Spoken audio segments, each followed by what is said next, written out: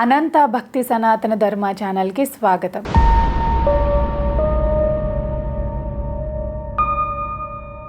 ఓం శ్రీ గణేశాయ నమః.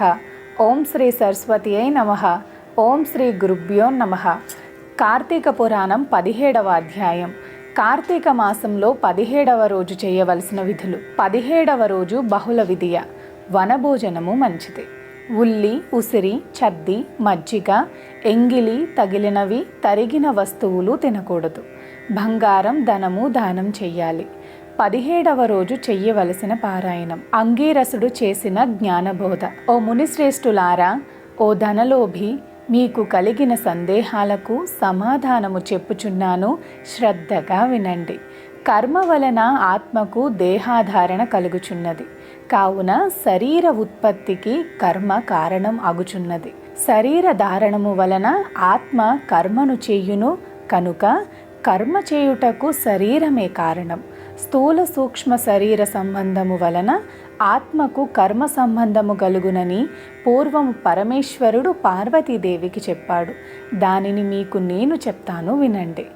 ఆత్మ అనగా ఈ శరీరము అహంకారముతో ఆవరించి ఉన్నది అని అంగీరసుడు చెప్పగా, ఓ మునీంద్ర, నేను ఇంతవరకు ఈ దేహమే ఆత్మ అని భావించుచున్నాను కనుక అహం బ్రహ్మ అంటే నేను బ్రహ్మను అనే దానిని వివరించి చెప్పండి అని కోరాడు. అప్పుడు అంగీరసుడు, ఈ దేహము అంతఃకరణ వృత్తికి సాక్షి.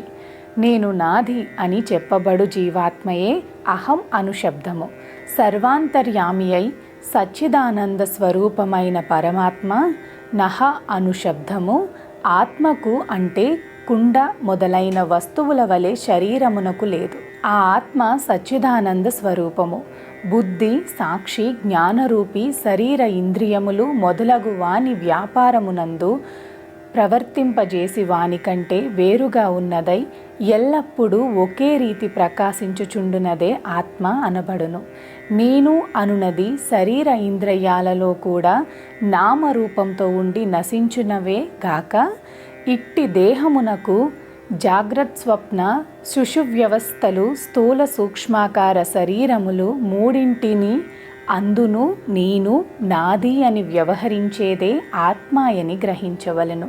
ఇనుము సూదంటు రాయిని అంటిపెట్టుకొని తిరుగునట్లు శరీర ఇంద్రియాలు దేనిని ఆశ్రయించి తిరుగుచుండునో అదే ఆత్మ. అట్లే అవి ఆత్మ వలన తమ పనిని చెయ్యును. నిద్రలో శరీర ఇంద్రియాలు సంబంధం లేక గాఢ నిద్రపోయి మేల్కొన్న తర్వాత నేను సుఖనిద్రపోతిని, సుఖంగా ఉన్నది అనుకునేదే ఆత్మ. దీపము గాజు బుడ్డిలో ఉండి ఆ గాజును ప్రకాశింపచేయునట్లే దేహేంద్రియాలను ప్రకాశింపచేయుచున్నది ఆత్మ. పరమాత్మ స్వరూపము అగుట వలన దాని ద్వారా పుత్రాదులు ఇష్టమగుచున్నారు. అట్టి విశేష ప్రేమాస్పదమగు వస్తువు ఏదో అది ఏ పరమాత్మ అని గ్రహింపుము. తత్వమసి మొదలైన వాక్యములందలి త్వం అను పదమునకు కించిత్ జ్ఞాత్వాది సశిష్టమందు జీవాత్మయని అర్థం. తట్ అను పదమునకు సర్వజ్ఞ దిగుణత్వ విశిష్టమైన సచ్చిదానంద స్వరూపమని అర్థము. తత్వమసి అనేది జీవాత్మ పరమాత్మల ఏకాత్వమును బోధించును. ఈ విధంగా సర్వజ్ఞత్వాది ధర్మములను వదిలివేయగా సచ్చిదానంద రూపము ఒక్కటే అని నిలుచును. అది ఏ ఆత్మ. దేహాల క్షణములన్నుంట జన్మించుట, పెరుగుట, క్షీణించుట, చచ్చుట మొదలగు 6 భాగములు శరీరానికి గాని ఆత్మకు గాని లేవు. జ్ఞానానంద స్వరూపమే పూర్వత్వము కలది. వేదములలో దేనికి సర్వజ్ఞత్వము, ఉపదేశము, సంపూర్ణత్వము నిరూపించబడి ఉన్నదో అది ఏ ఆత్మ. ఒక కుండను చూచి అది మట్టితో చేసినదే అని ఏ విధముగా గ్రహింతుమో అదే విధంగా ఒక దేహాంతర్యామి అగు జీవాత్మ పరమాత్మ అని తెలుసుకొనుము.